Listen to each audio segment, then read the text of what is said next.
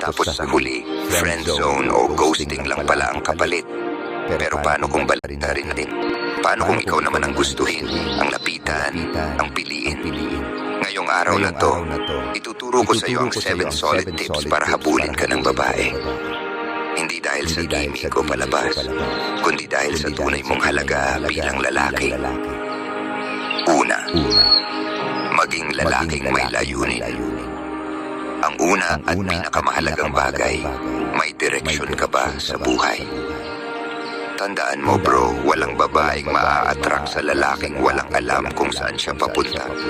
Kahit gaano ka kagwapo, kung ang plano mo sa buhay ay gumising, mag-cellphone, maglaro, matulog, hindi ka magiging magnet ng babae.